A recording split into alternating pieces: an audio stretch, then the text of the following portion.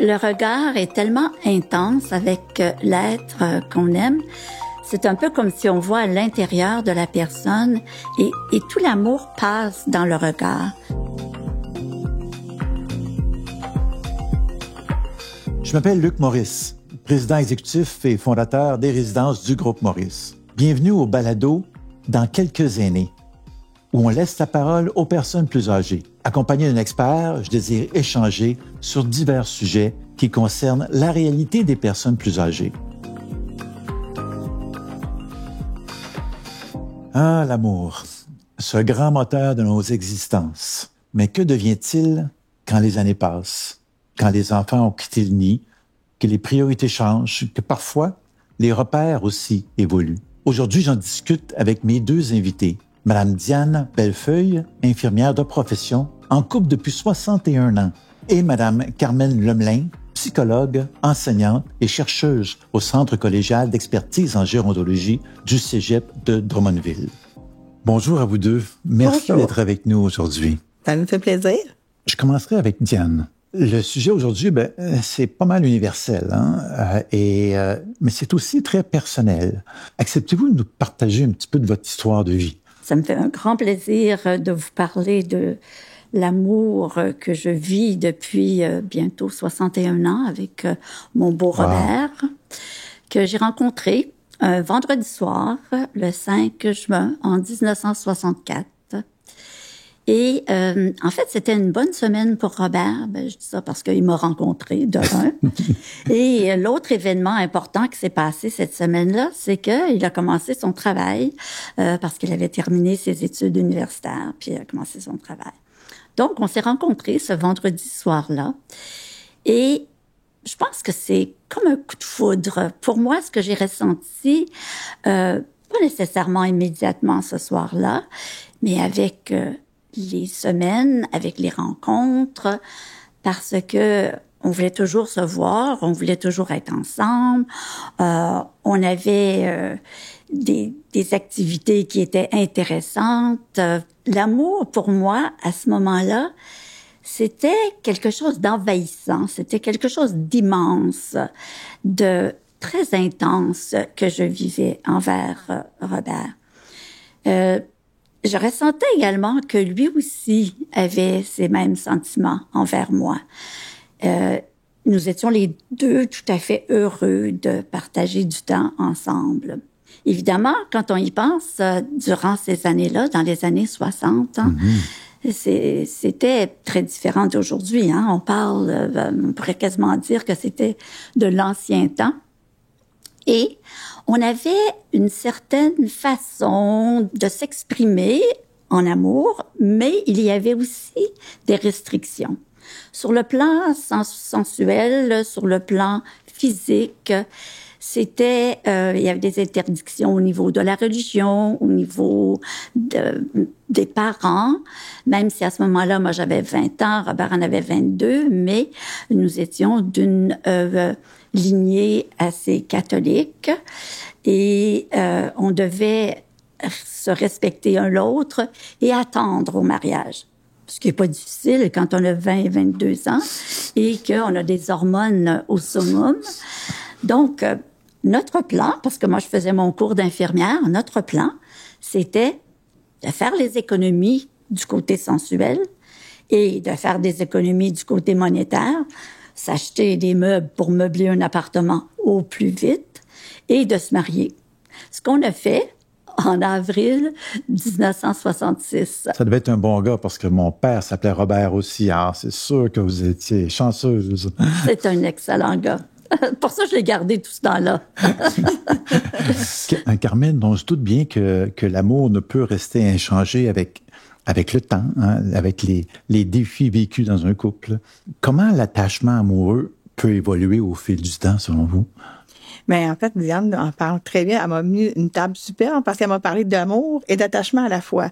Parce que c'est deux ingrédients importants d'une relation amoureuse. L'amour, elle dit, c'est envahissant, c'est des sentiments très présents. Quand on voit quelqu'un dans notre soupe, on est en amour. Mm-hmm. Mais l'attachement, c'est vraiment la sécurité qui se développe au fur et à mesure qu'on apprend à connaître l'autre. On apprend à l'apprécier. Vous disiez, vous vouliez de plus en plus sa présence. Vous trouvez ça bon d'être avec lui. Mais ça, c'est l'attachement qui est en train de se créer. Puis qui fait en sorte qu'à un moment donné, on sait qu'on peut compter sur l'autre. Parce que dans le fond, ça devient comme un peu notre havre de paix, notre port d'attache, ce conjoint-là. Et pour développer l'attachement, les gens vont passer par 3 stades. Le premier stade, dans le fond, c'est le pré-attachement, c'est un peu le côté flirt. C'est vraiment l'attirance. Quand vous le nommez bien, vous avez vu Robert, puis il y a comme quelque chose. Il était différent, ce gars-là. Ça, c'est ça. Fait que c'est un peu ça, puis ça nous pousse à vouloir rechercher encore d'autres contacts avec cette personne-là. Après, on arrive à la deuxième phase d'attachement, qui est plus l'attachement en lien avec les sentiments amoureux qui apparaissent. Donc, le côté fort. Donc là, on veut vivre des expériences positives avec la personne. Puis, dans le fond, on commence à s'ennuyer aussi quand il est pas là. Fait que là, ce sentiment d'ennui-là embarque. Puis finalement, on arrive au dernier stade de l'attachement où là, c'est vraiment un amour plus romantique. On a développé des stratégies relationnelles ensemble. On a notre manière de faire. Puis ça devient vraiment notre zone confortable. On est bien. Puis les gens vont souvent nommer ça comme de la complicité. Puis on se regarde, puis ça dit tout. Qu'est-ce que vous pensez de tout ça, Diane? Quand on se regarde, justement, on se comprend. Et le regard est tellement intense avec l'être qu'on aime. C'est un peu comme si on voit à l'intérieur de la personne et tout l'amour passe dans le regard. C'est vraiment intense et souvent, j'entends des gens autour de moi dire « Ah, ça paraît que tu l'aimes, ton Robert. On le voit dans tes yeux, on le voit quand... » Et c'est réciproque, le Robert, envers toi. On veut bâtir quelque chose ensemble. On veut, parce que on a des différences, on a des similitudes et on veut bâtir, on a des forces, chacun de notre côté, puis on veut bâtir quelque chose ensemble. Mais le regard, c'est magique. Ça, moi, j'en remarque beaucoup ça. Si on voit des couples, là, s'il y a des étincelles dans les yeux, ça dit tout. Hein. Carmen, vous connaissez bien le vieillissement et l'amour. Comment, des fois, la maladie ou de nouveaux éléments portent atteinte à tout ça, la perte d'autonomie, tout ça? Comment vous voyez ça avec l'amour? Mais en fait, j'ai fait une étude, quelques études en fait, mais une en particulier sur l'approche aidance dans le contexte amoureux où on a interrogé les conjoints aidants, puis ils nous ont nommé 5 défis. Le premier défi, c'est de garder notre fonctionnement psychologique le plus adapté possible parce que l'approche aidante, souvent, nous prend énormément de temps. On peut facilement tomber épuisé parce que souvent, il y a des conjoints aidants qui me mentionnaient « Mais j'ai l'impression d'être juste un proche aidant. » Parce que dans le fond, mon rôle d'amoureux, je le vois plus tant. J'ai de la difficulté à être la mère de mes enfants parce que là, j'ai comme... tout passe là-dedans. Fait qu'il faut vraiment faire attention à ça. Ça, c'est le premier défi qu'ils ont. Deuxième défi, c'est de se soutenir mutuellement là-dedans. Parce que souvent, les conjoints aidants vont dire « Ah, mais mon conjoint peut pas vraiment me soutenir parce que là, il est malade, puis je l'aide. » Ben, c'est pas vrai parce que dans le fond, le conjoint peut soutenir en étant reconnaissant de tout ce que la personne fait. Tout à fait important. Peut aussi essayer de montrer où il est capable encore d'être autonome, quand est-ce qu'il a besoin d'accompagnement seulement, et quand est-ce que, malheureusement, il doit s'en remettre à l'autre. Donc, de nommer ça, ça peut soulager aussi l'autre personne au lieu qu'elle pense qu'elle est obligée de tout faire. Puis le conjoint aidant, de son côté, je pense que c'est important qu'il nomme ses limites, puis qu'on ait des discussions autour de ça pour que on s'ajuste par rapport au soutien. Troisième défi, c'est la communication, parce que souvent, on finit par parler que de la maladie. Ça devient le seul et unique sujet. Puis là, dans le fond, il faut que les couples réussissent à retrouver c'était quoi les sujets qui les passionnaient avant. Est-ce qu'on écoutait les nouvelles, puis on commentait, là, de la politique ou peu importe quoi, puis on commentait pour donner notre opinion, mais on peut reprendre ces pratiques-là aussi pour justement tasser un peu la maladie. Mais c'est important de garder le canal ouvert quand même par rapport aux émotions, puis à l'écoute, parce que c'est quand même la maladie, c'est toujours bouleversant. Il y aura des hauts et des bas. Donc, que chacun puisse dire où il se trouve, puis comment il se situe par rapport à ses émotions. Ça ouvre un canal, puis ça fait en sorte que ça soude le couple. Donc, ils sont comme le couple contre la maladie, plutôt qu'un qui se bat tout seul. Quatrième défi, c'était dans le fond de rester satisfait de son couple, parce que ça bouge beaucoup de choses. Donc, d'essayer de conserver le plus possible l'expression affective. Donc, on vous en parlait tantôt, le regard, mais les sourires, se donner la main, se l'humour, le sourire, oui, tout la à fait. tendresse. Rire ensemble, rire de nous des fois aussi. Mais c'est important, de cette autodérision-là, d'essayer de garder des projets aussi, même si peut-être rectifier un peu le projet, l'adapter parce que peut-être qu'il y a des pertes d'autonomie, mais d'en conserver, puis surtout faire encore des activités ensemble. Même si c'est des petites choses, ça soude le couple. Et le dernier, c'est la sexualité, qui est aussi un ciment pour beaucoup de couples. Puis souvent, qui tombe à plat quand la nouvelle de la maladie arrive. On comprend que c'est pas la priorité des couples quand on annonce une maladie. Fait que souvent, avec les mois qui passent, qu'il n'y a pas eu beaucoup de contacts sexuels, des fois, l'envie revient, mais là, on dit comment je vais parler de ça à l'autre. Puis il y a beaucoup de conjoints qui m'ont dit, avec un petit clin d'œil, bon, on a beaucoup fait la chose, mais on n'a pas beaucoup parlé. Fait que là, ils sont comme dans un terrain où c'est un peu difficile d'aborder ça, mais c'est important de le faire, de se dire, ben, qu'est-ce qu'on aurait envie comme sexualité avec le cadre de la maladie et tout. Puis dans le fond, ben, de pouvoir en discuter ensemble de ce qui nous plairait, puis dans le fond, de ce qui nous dérange en ce moment, pour qu'on puisse justement adapter le tout. J'ai connu un certain nombre de proches aidants, soit conjointes, ou soit enfants d'eux, qui ça faisait tellement partie de leur vie au quotidien d'aider la personne en perte d'autonomie, qui se définissait presque entièrement par ça. Et conséquemment, quand la personne quittait, la personne qui aidait était complètement désarmée, avait plus de raison d'être. C'était sa vie, c'était sa mission dans la vie. Et son quotidien, ses préoccupations, c'était tout. Et ils se sont retrouvés comme dans un néant. Des fois, la séparation involontaire avec l'hébergement aide des fois le conjoint aidant à réaliser à quel point il avait investi ce rôle-là, puis peut-être à se préparer au départ de son conjoint. Mais quand on l'a gardé à la maison, on a vécu ensemble tout le long, effectivement, ça a pris, il y a eu beaucoup de soins qui ont été donnés par le conjoint, beaucoup de choses qui ont été prises en charge. Fait que nécessairement, quand il part, ben on avait plus investi des activités qu'on faisait, on a peut-être plus vu tant que ça nos amis, peut-être qu'avec la famille, les relations étaient peut-être un peu plus distantes parce que quand ils venaient, c'était pour prendre des nouvelles. Fait que finalement, on était toujours autour de ça. Fait qu'effectivement, ça peut être un ça peut complexifier le deuil, en fait. Votre vision en général de l'amour, Diane, ce serait quoi? L'amour, ça prend plusieurs formes. Hein? Ça dépend de la cible de cet amour.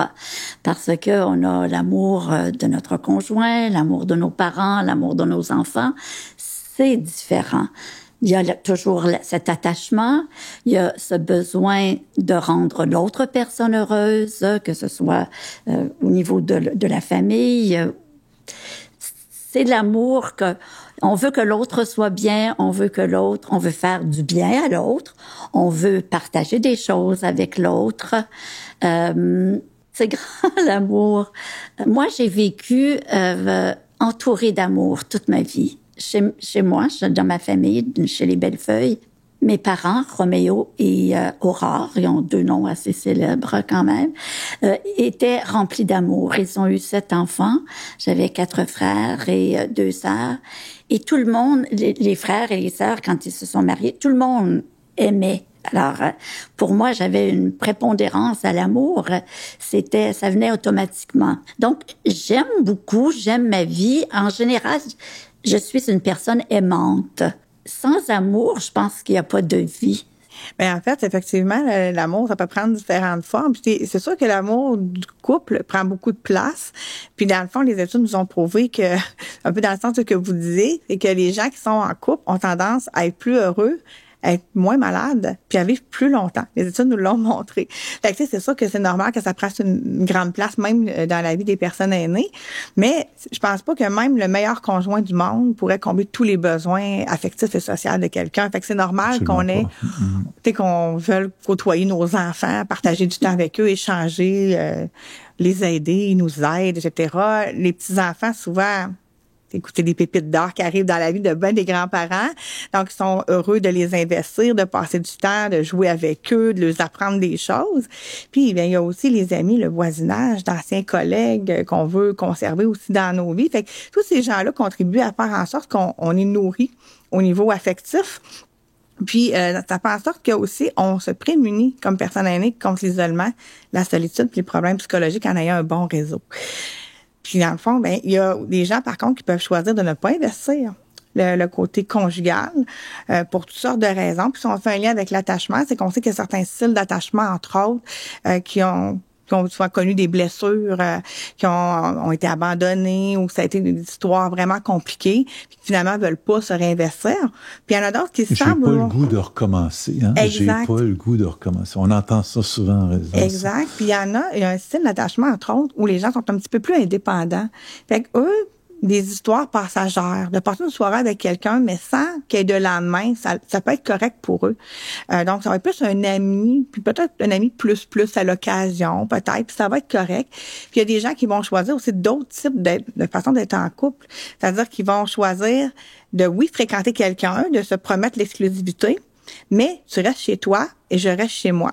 Il y a des gens qui veulent vivre seuls, ne veulent pas revivre avec quelqu'un d'autre, qui ont été blessés ou qui veulent pas recommencer. C'est un grand investissement de bâtir une vie avec quelqu'un. C'est demandant, c'est exigeant, mais il faut que ça fasse plaisir en bout de ligne. Là, tu fais pas ça parce que c'est martyrisant. Tu fais ça parce que c'est un plaisir, justement. Parce qu'on est en couple, mais on est des individus autonomes qui avons chacun nos préférences. Moi, Robert joue au golf. Moi, j'ai jamais voulu jouer au golf. J'ai essayé ça, j'avais 14 ans. Je suis pareil comme vous.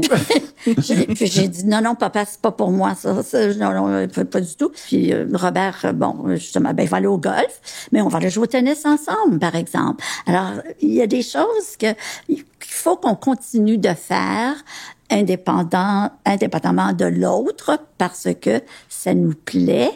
Puis il faut pas, quand tu es avec l'autre, faut pas non plus que tu l'emprisonnes, là. Justement, c'est de laisser aussi sa liberté à l'autre. Il y a même un auteur qui a dit que 1 + 1 fait 3 quand on parle du couple, c'est-à-dire un individu et la relation. Donc, on fait 3 identités, puis c'est exactement ce que vous décrivez. Mais dans la société, les modèles d'amour, les dynamiques de couple, souvent sont plus élargis, plus acceptés qu'auparavant. Hein? On pense notamment aux couples homosexuels, on pense à toutes sortes d'autres variétés, possibilités possibles. Est-ce que ces façons de vivre plus librement se constatent aussi assez souvent chez les aînés? Oui, malgré le fait qu'on pourrait dire qu'ils auraient pu ne pas suivre parce qu'ils ont connu toute une évolution. On est passé de...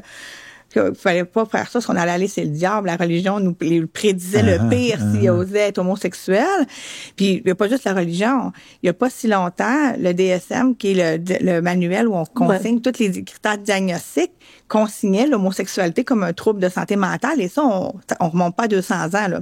Fait que je trouve vraiment les aînés bons de suivre toute cette évolution-là, parce qu'effectivement, ils ont suivi le bal et beaucoup de gens ne savent pas que c'est le 2e groupe d'âge où il y a le plus de coming out chez les personnes aînées. Donc, les gens décident à un moment donné de se choisir puis de vivre, dans le fond, vraiment comme ils le sont. Puis, les gens peuvent se questionner et dire, ben pourquoi là? Pourquoi, dans le fond, tu as vécu toutes ces années-là, puis là, tout d'un coup, tant tu décides que tu changes ton fusil d'épaule puis tu deviens homosexuel ou trans ou peu importe. Mais souvent, c'est qu'il y a des freins qui s'enlèvent dans leur vie. Il y a des gens qui savent que, par exemple, leurs parents n'auraient jamais accepté qu'ils soient homosexuels dans leur époque et tout ça, avec tout ce qui s'était dit, c'était pas possible. Donc, à partir du moment où les parents sont décédés, c'est comme si on a une liberté de le faire. C'est la même chose avec un couple, par exemple, peut-être uni avec quelqu'un en étant hétérosexuel. Même s'ils n'ont pas nécessairement une attirance physique pour cette personne-là, ils ont pu développer une grande affection quand même ensemble, donc ils veulent pas blesser l'autre. Donc, à partir du moment où elle décède ou qu'on décide que l'union va se séparer, ben là, ils voient une opportunité d'être enfin eux-mêmes. Que répondez-vous, Diane, aux personnes qui pensent qu'on ne peut plus vivre d'histoire d'amour en vieillissant? Ça, c'est tellement intéressant parce que au quotidien, je le vois, des gens qui... je veux dire qui tombent en amour, ou qui trouvent quelqu'un. C'est vrai, hein? Moi aussi, j'en ai. Il y en a. Justement, dans la résidence où j'habite, on a cette activité qui s'appelle les fêtes du mois. Ça, c'est vraiment merveilleux. Et lors des fêtes du mois, on donne une fleur à chaque personne qui célèbre son anniversaire de naissance ce mois-là. Donc, on fait le tour, on passe les fleurs, tout ça. Et après, on dit, est-ce qu'il y a des gens qui célèbrent leur anniversaire de mariage ce mois-ci? Et là, on se présente sur le plancher de danse et là, on dit ça fait combien d'années qu'on est mariés.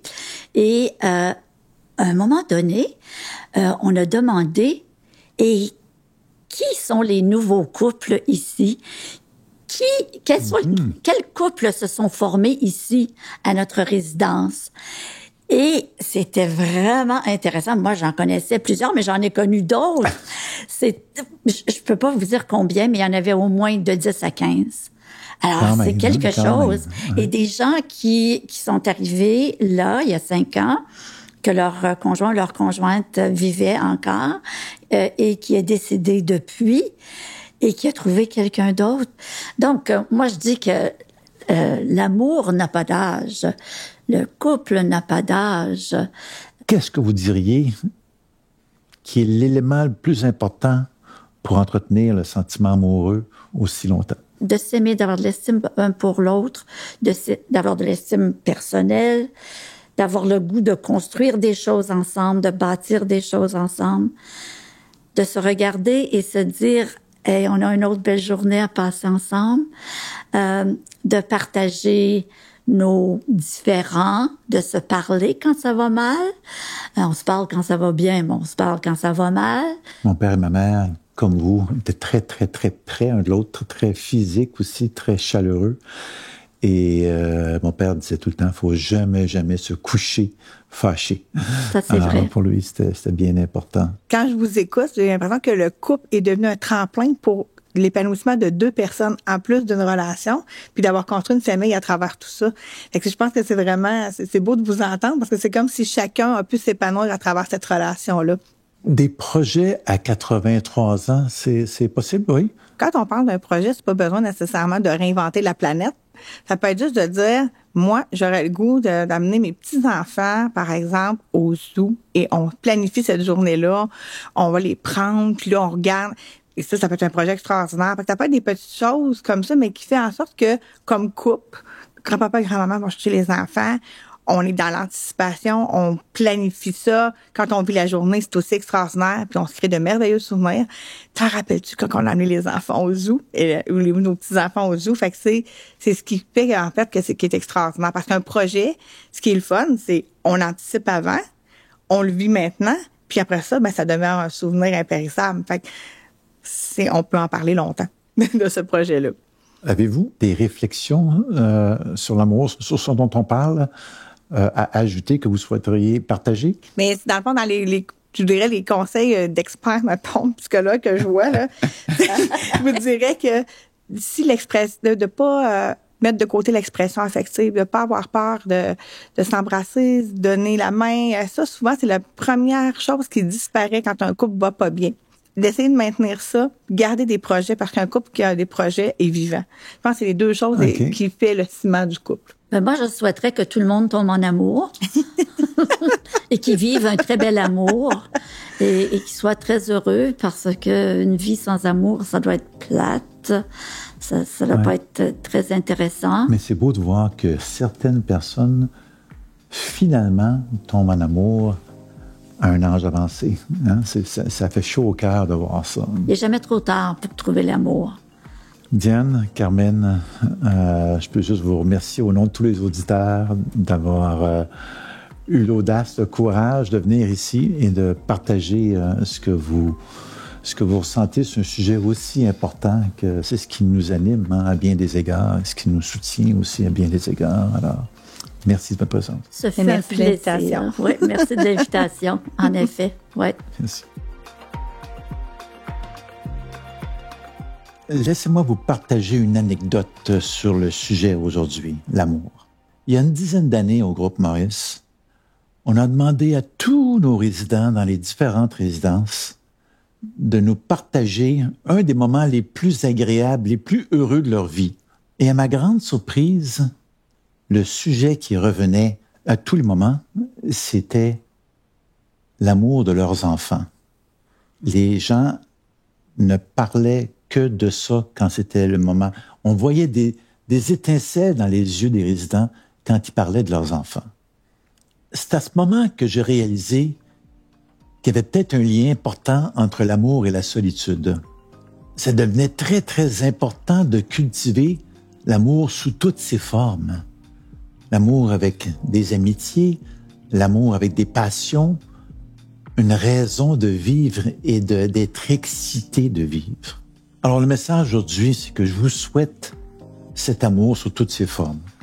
Que vous soyez en couple ou non, il y a toutes sortes de façons d'aimer et je souhaite que vous puissiez le vivre pleinement. Merci.